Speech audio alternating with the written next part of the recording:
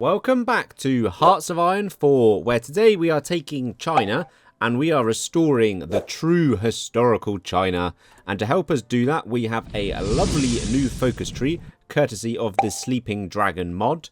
If you are enjoying the channel, please hit the subscribe button. It'll help you to stay up to date with future videos, and it'll also help the channel out a lot. Thank you.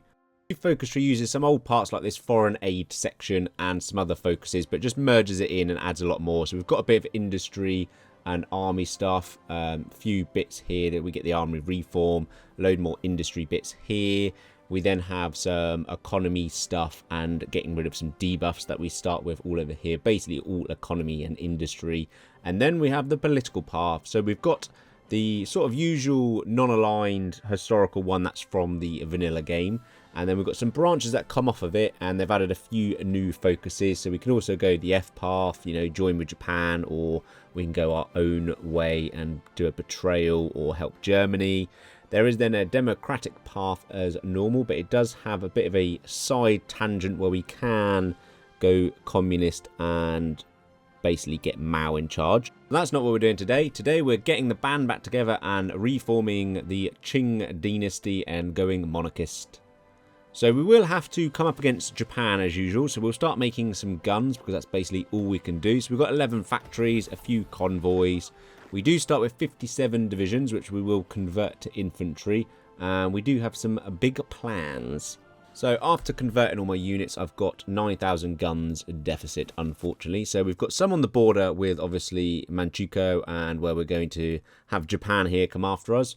But we've also got some on the border because we do have some events. So this mod has different events. I'm not sure which ones are historical, and I haven't played China for a while. But we know we are going to start conquering because we want all of China to ourselves and we don't want an alliance. So it is going to be tricky to take on the Japanese, but we are up to the task. So like I said, we are going on monarchism, and then we get the need for an emperor. So we get a low legitimacy, which is terrible for stability, and then we get a little bit back from the need for an emperor, and then we change our party leader. So we'll start down that route. Now for our national spirits, we're not really in a good way. We have terrible economy, political power gain stuff. We've got construction, research, can't do up our trades. Obviously our army is absolutely terrible with army corruption. Recruitable pop is negative, although we are okay for manpower, so that's not too bad. Incompetent officers is terrible for our command power. Low legitimacy, which we're getting rid of. That's actually okay, minus, but then a plus. So consumer goods, not good. Purge the Republicans done. So we have a new leader who is a young marshal, and he dislikes Japan, which does absolutely nothing. It's just, you know, tells us that he doesn't like Japan. Now do the focus, encourage Manchukuo resistance, which gives us basically a year before Japan can attack us. So we're actually going to hold on to that and not go down this route, just so we can then buy us as much time before Japan attack. So we basically want to hit that when they're going to be doing the focus to attack us, which is the Marco Polo Bridge incident. So when they are doing that one, we will do our little focus, and then it will give them an extra year. So the one before that is the Coast Prosperity Sphere. So we know once they are in a faction, they're on to the next focus, and we'll then do our focus to counter that and gain ourselves a free year before they attack.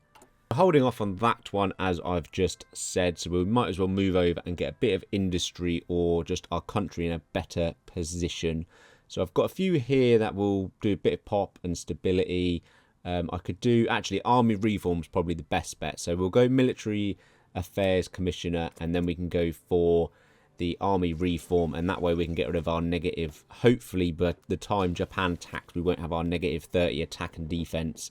They're currently not in a faction, as said. So when we see them in a faction, it is a go time for that focus. We need 99 army XP to be able to do these army reforms, which takes 70 days. So hopefully we can get that ticking up. A few early wars might help us because we can't afford any army advisors at the moment because of our command power issues with the incompetent officers. I think next on the focus tree we'll go for a research slot because we need to be at peace or 70% stability to be able to do it. So we'll lose that basically as soon as we get a war. So let's go and get a research slot since we have only 2 at the moment, and we'll get a bit of an industry bonus as well.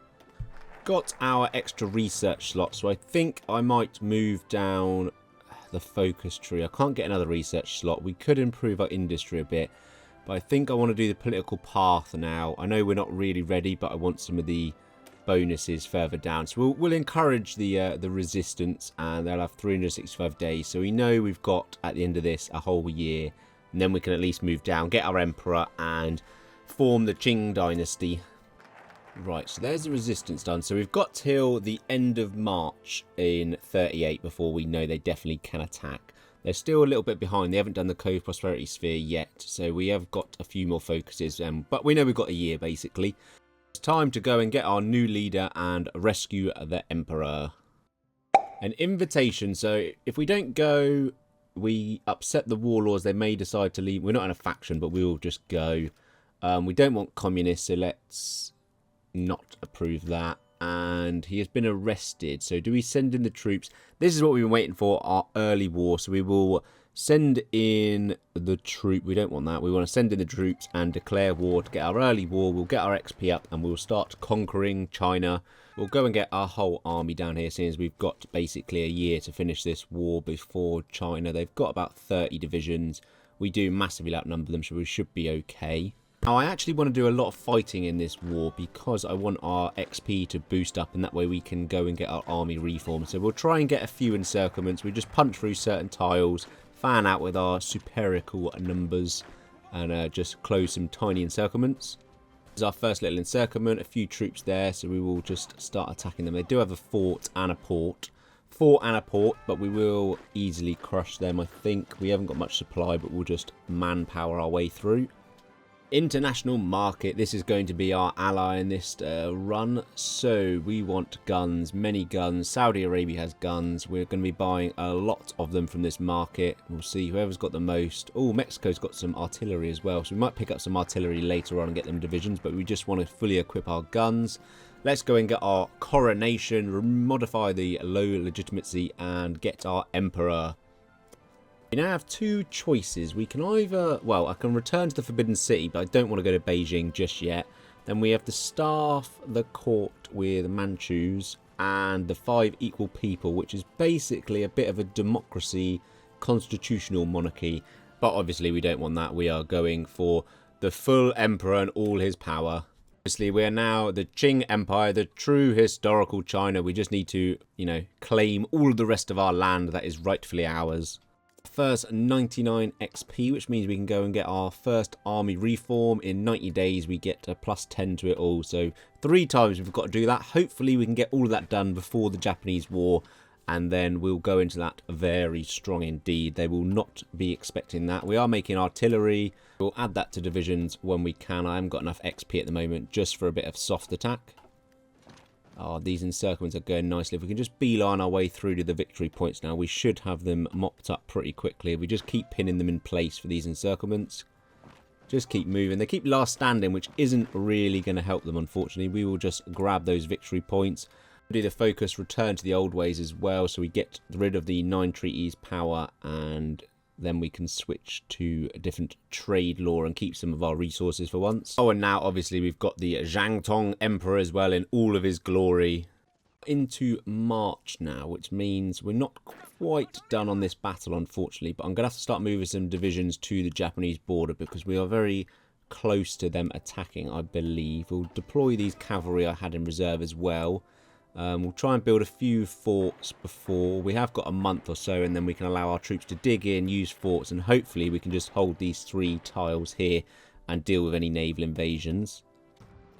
And there we go. The Zhang clique is gone, or the Zhangji clique. And there we go. We are looking a chunkier boy. The Qing Empire has got more, and we can finally get our whole army, 4 full armies to the front line, and then we'll leave some to deal with any naval invasions ready for Japan. I can also hit the last army reform, and we then fully remove the army corruption, so we have no negatives to our attack or defense. So Japan is not going to like that. How are they doing on their focus tree? I can't see anymore because of my spies, which is annoying. So they are in the faction, which means they are ready to do the focus. We are in June now, and they still haven't attacked. Manchukuo doesn't have that spirit, so they should be able to go anytime they want now. Here we go, the Marco Polo Bridge incident. So it is time. We've got our divisions. We've got some in reserve for our naval invasions, which will happen pretty much immediately, I would imagine. We have got still 70 days, so we have got a negative to attack and defence. We have built half the forts, the main side on the other half of the river, so that's probably the best 3 to have out of it. So let's rock and roll. Bring it on, Japan. Bring it on. I mean, they're immediately bringing it on with a bloody naval invasion. Okay, right, let's get our troops here. Luckily, we had some cavalry standing by because I knew this would happen. So as long as they don't take the port, we'll be fine. I want them to land, actually, so we can just slowly deteriorate their troops that are stuck, that have landed. They are forceless hacking themselves, but our troops are here, 12 deep in each tile and well entrenched in. So we should be okay there, especially with the forts as well. Couple more days and then army corruption is now gone, so we are in a much better situation. We just need 200 more XP to get rid of the competent officers so we can go and get our command power, and then we'll be able to go get our military staff as well. China, well, the rest of China, oh no, we've got one submits, everyone else seems to refuse, which I was kind of expecting. So we will have to go and do a little bit of conquering of China afterwards and claim the rest of the warlord's land. Finally, we have enough to go and get our chief of staff, so let's go and get the armour offensive for an extra 10% attack. We are gaining a lot of XP and a lot of command power now, so we are looking good. They hold the line here. We do have a naval invasion here where they've pushed us out, but we should be able to push back on that peninsula. We've got enough troops there to hold it. Oh, you absolute schoolboy error. You've let the communists take over. This wasn't part of the plan. Okay, luckily I haven't got many troops, so let's go and take some. I mean, the Japanese aren't that strong, so we'll have to take some divisions and put them on the front line. We were so close to doing the sweeps as well. I'm not sure if that had stopped it or this is a triggered event, but who knows. We have now got an inner battle, so I mean, it makes it a bit more exciting, doesn't it? So let's get our cavalry quickly and do some encirclements and push out and claim this land back. Luckily, the communists haven't been very smart, so we've got a few encircled, and then we should be able to push into their land now quickly, run round and grab the victory points. Japan's sort of trying to push still, but we're okay. We'll just close these pockets up, and we should be, you know, in a reasonably good place again. They have got their capital open, so I'm hoping a couple more territories and their capital, and they should cap, and we'll then at least get a free claim on communists. I thought they would join the Comintern by now, which is very luckily, because that would basically be game over. Well, it wouldn't be game over, but we'd be screwed. But there we go, victory. We'll take the communist China, thank you very much. We'll take that land, definitely. Does mean we have a new front line though, so we'll have to guard that, but they shouldn't have any supply there, so we'll just waste their manpower on us. Japan is certainly ramping this up. They have pushed us back, and there's not really a lot I can do. I'm trying to just gain a foothold and entrench. Our cavalry are hopefully going to stop the rot. They are trying to walk out, so we'll just push into and pin them, and then hopefully, no, they're so quick, these troops. We do need to fall back and consolidate a little bit. This is not going well at the moment. Right, we've got a good front line again. We've had to merge it. We've got Logistic Wizard as well, because that is going to come in a big handy in China. So we're losing a couple more tiles, but they are sort of running out of steam. We are entrenching and reinforcing again, so we just need to wait out a little bit, hopefully not lose too many territories. Really enjoying these naval invasions because they're quite easy to deal with, and then we can get some encircled troops. So there's another 9 or 10 Japanese divisions that are just going to be wiped off the map, and they won't be, well, they'll try and replace them, but they won't be able to because they won't have enough equipment. So we'll just whittle their army down. We're looking strong again, so I'm going to try and push and just grab back a little bit of territory, bit by bit. We'll do a bit of micro-in for once. My infantry seems to be, well, maybe not stronger, but we've got to the numbers and they haven't. So if we can just push them out tile by tile, might be able to pull off a bit of an encirclement. If I use these divisions, they've only got 1 division deep, so we'll just push in there, hopefully grab that port, and then trap all of these along this front line, because they are looking like they've got very low supply at the moment. That works surprisingly well. Those divisions are going. Improved artillery, which is nice. We'll crush this pocket here, some more Japanese.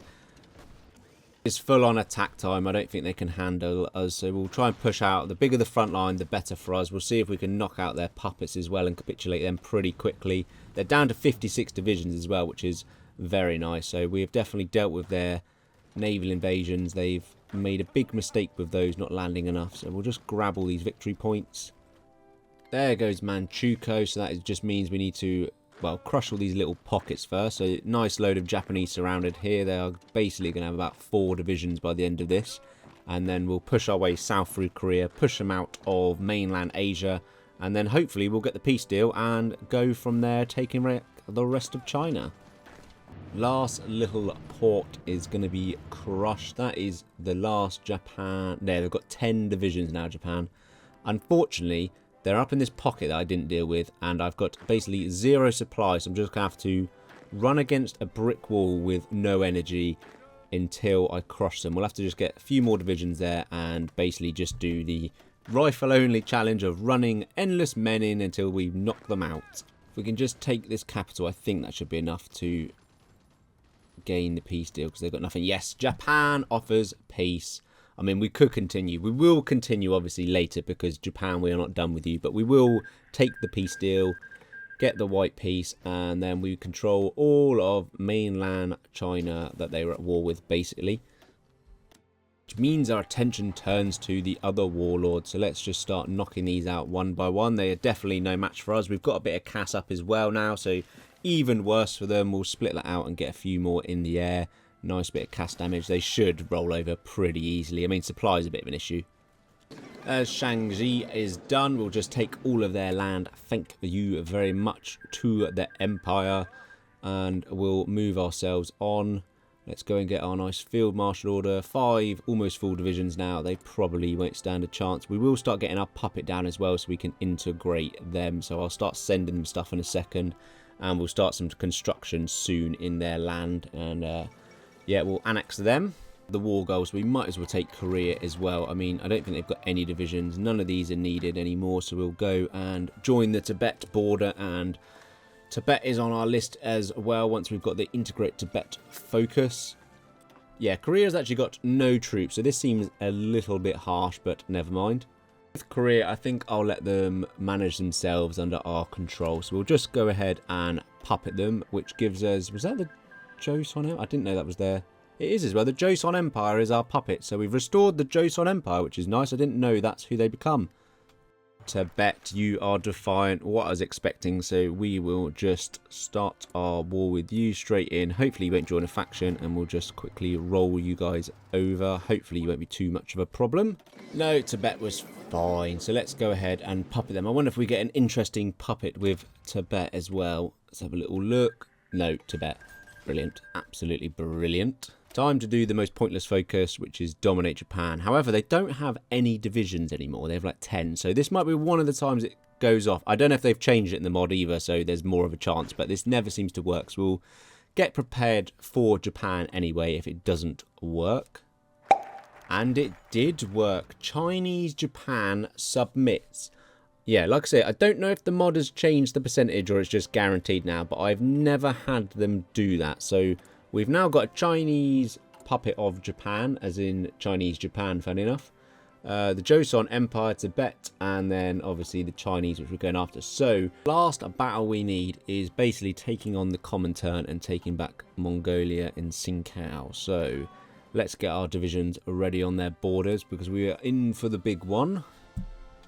Let's get our field martial order going on. We've got 5 full divisions and we've got loads on the way. We will go up a conscription law just to get more manpower. We have got a load of bombers now, which I was preparing to naval bomb Japan out of the water. But we won't be needing them anymore, so that was a waste of time. But at least I suppose we can use them for a bit of cash over the Soviets. Soviets are moving a few troops to our border, but we are stronger than them. And hopefully we'll grab the supply hubs. This should then just really weaken the German front in the west for us. Well, for them, I suppose. We are having trouble pushing out, obviously, supply. Got 2 full new armies. We will send them, actually, to the western front. I've got access from Germany. So we'll just go and gain their front and we'll push to the main victory points this way. Just give them a bit of a hand. We are obviously distracting them on the east.